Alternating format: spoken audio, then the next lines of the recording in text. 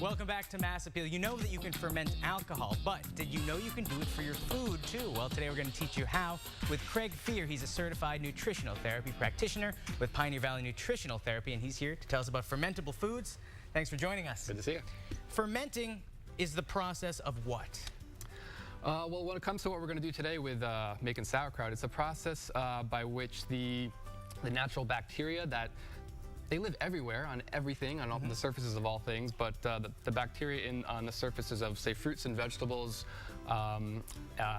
they convert the sugars and the starches in those things into a number of things. Number one, lactic acid. So sometimes fermentation is referred to as lacto-fermentation, and that acts as a preservative. So fermented foods will last a long time.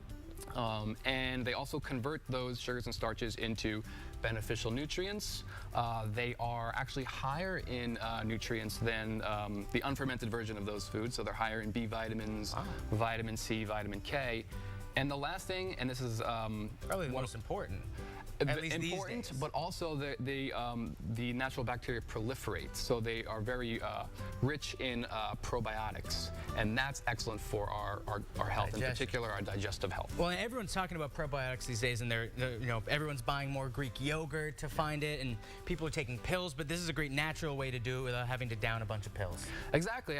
I use probiotics in supplement form in my practice, but what I'm always trying to do with people is get them to eat more cultured foods, more fermented foods, because those are nature's probiotics, and you're getting all those nutrients along with the probiotics as well.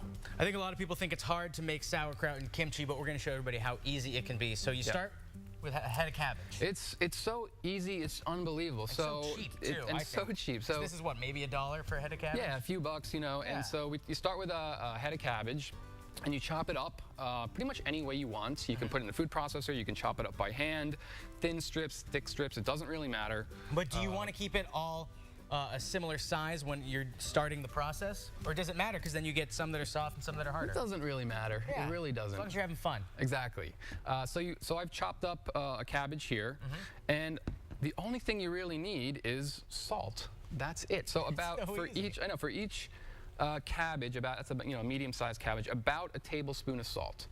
So there's two ways now you can do this. So you chop it up, you add the salt, and so what we're looking to do now is to get the water out of the leaves. It's kind of like you brine something in a salt solution. We're creating a brine solution, because in that brine solution, that's where the good bacteria will proliferate and will keep the bad bacteria out, and that's important. All right. So if we're doing this right away, we can chop it up. And what you want to do is salt it, and then you want to kind of take like some sort of like meat hammer or something with a dull kind of end, and you want to maybe put it on a cutting board and kind of just pound it for about 5-10 minutes, and that will kind of release the juices. But the way I tell people is, if you can think to salt it ahead of time, you don't have to do that. So this morning I knew I was coming in here. I chopped up this cabbage and I salted it at around 6 o'clock this morning. And if you can see, I don't know if the camera can see it, but it's very wet. That's what I was going to ask you, if you would put water in it, but this is purely the act of the salt drawing out the water. Purely the salt. And that makes it so much easier to press into the jars, which is what we're going to do next. Okay. So what we're going to do here is now any jar? It could be an old pasta sauce jar? Yeah, pretty much. Just make sure it's a clean jar, run it through the dishwasher. Is that enough? Will that sterilize it? Yeah, it'll sterilize it. Okay. Yep. So you're going to take like a handful at a time, and you just kind of like stuff it in there. And then you're going to take, this is my kind of go-to instrument here, and you're going to start to kind of just press it in there. And it takes a little bit of muscle work. Now, if you haven't pre-salted it, it'll take a little bit more time, because it'll be a lot drier. You can also kind of like massage it with your hands and just kind of loosen the fibers that way as well. And are you doing this to loosen the fibers, or to press it so that you can fit more in here too? Both. We're trying to get the oxygen out, and because it's an anaerobic process, fermentation. So we keep pressing. And then you keep, and then you got some condensed milk. You put some more in there. And can you do? Oh, can you use this side too? Absolutely. Yep. Oh yeah, now we're talking. This is some heavy machinery right here.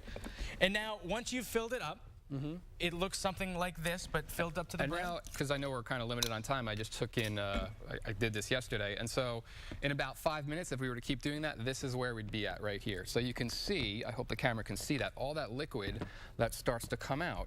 Wow. And you really just kind of keep pressing it, keep pressing it.